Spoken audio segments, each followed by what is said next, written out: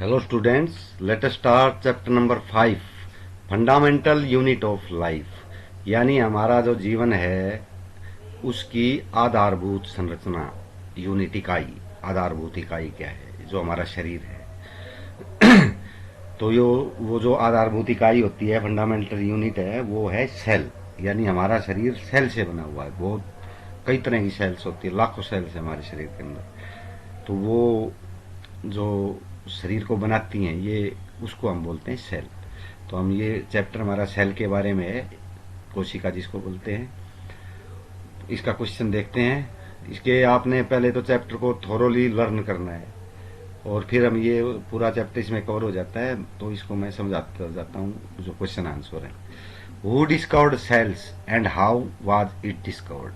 Cell को किसने discover किया, किसने खोज की और कैसे? Robert Hooke discovered cell in 1665 while examining a thin slice of cork।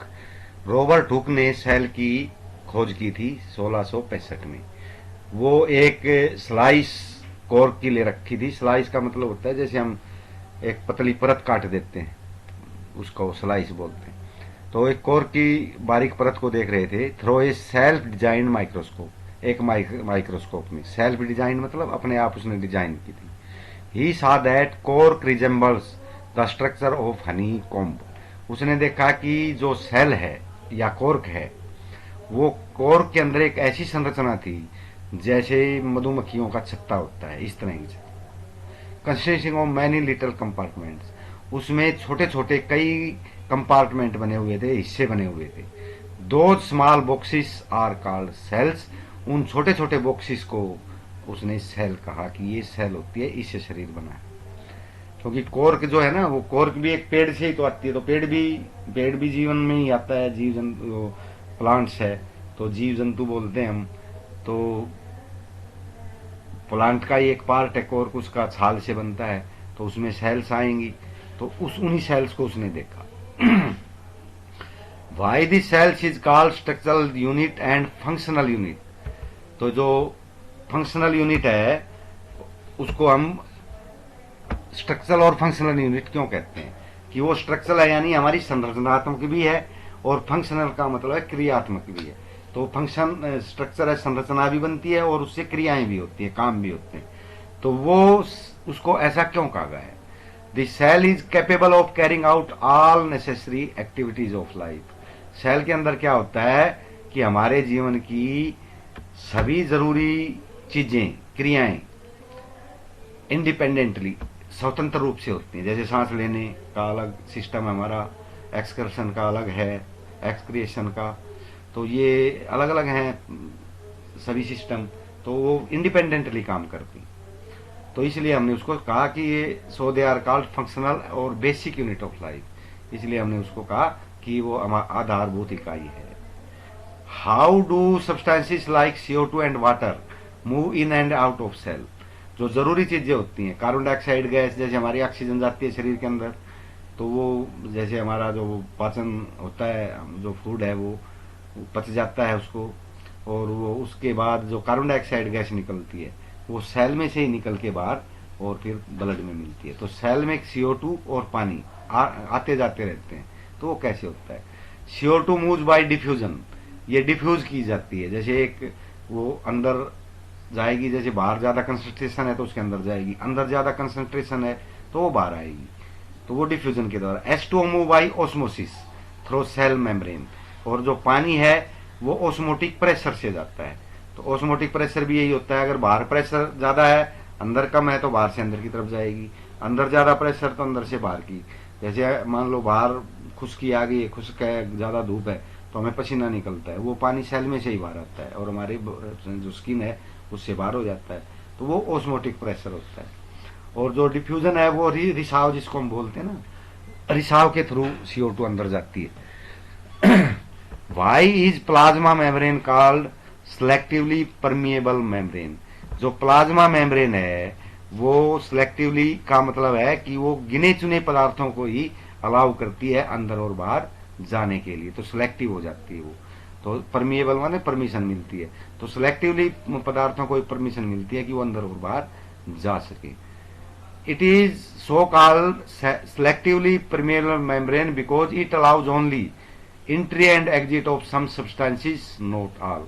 ये कुछ ही सब्सटेंस जो जरूरी है उनको अंदर जाने देती है, सभी को नहीं जाने देती। नेक्स्ट है provide the difference between prokaryotic and eukaryotic cells. तो प्रोकारियोटिक और यूकारियोटिक दो प्रकार की सेल कई प्रकार से हम तोड़ी जाती हैं। तो एक प्रकार है जिसका डिफरेंस है वो प्रोकारियोटिक और यूकारियोटिक होता है। तो प्रोकारियोटिक सेल और यूकारियोटिक सेल में डिफरेंस क्या है? साइज, जो प्रोकारियोटिक सेल होती है उसका साइज स्मॉल होता है, 1 to 10 माइक्रोमीटर है, ये 1 से 10, ठीक है।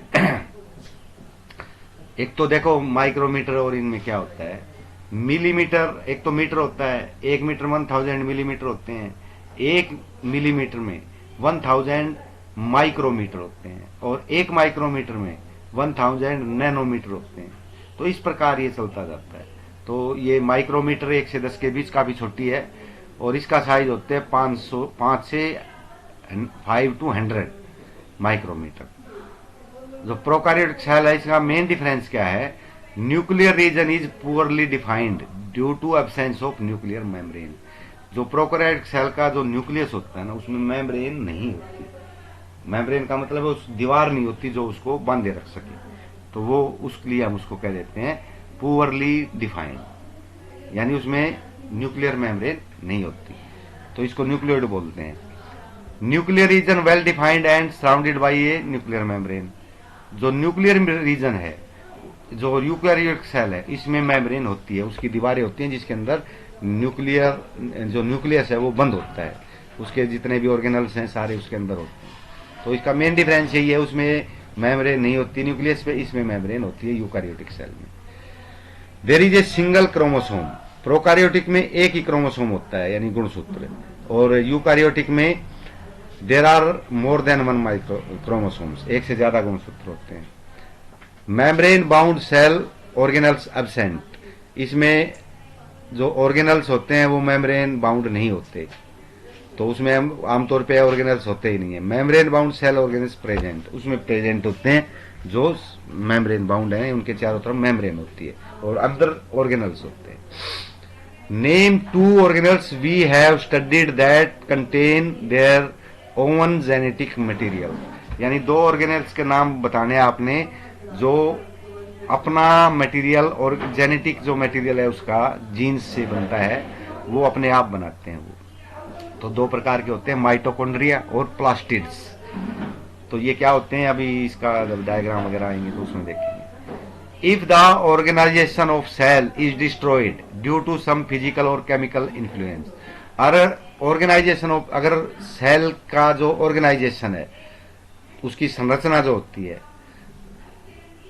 वो डिस्ट्रॉय हो जाए, खत्म हो जाए, कोई भी फिजिकल या केमिकल जो इन्फ्लुएंस है, कारण है, उसके कारण, व्हाट विल द रिजल्ट, तो उसका क्या रिजल्ट होगा? This cell will not be able to revive and lysosomes will digest it. तो सेल जो है बची नहीं रह पाएगी, और जो सेल के अंदर ही लाइजोसोम्स होते हैं ना, वो खुद ही इसको डाइजेस्ट कर जाएगी, इसको खा जाएगी। तो ये अपने आप का, इसको सुसाइडल बैग्स भी बोलते हैं लाइजोसोम्स को, क्योंकि ये अपनी सेल को खुद ही खा जाता है। अगर उसके जो ऑर्गेनाइजेशन है, प्रबंधन है, उसका जो संस्थान जो है पूरा, वो अगर डिस्ट्रॉय हो जाए। दिस सेल, ये हो गया। Why are lysosomes known as suicide bag, जैसे वही आ गया जो मैं कह रहा था। When the cell get damage, जब सेल टूट जाती है, उसका ऑर्गेनाइजेशन खत्म हो जाता है, लाइजोसोम्स में ब्रस्ट, तो लाइजोसोम्स फट जाते हैं, and the enzymes digest their own cell, और जो एंजाइम्स हैं उसके अंदर जो कुछ पदार्थ निकलते हैं उसके अंदर, वो अपने सेल को खुद ही खा जाते हैं।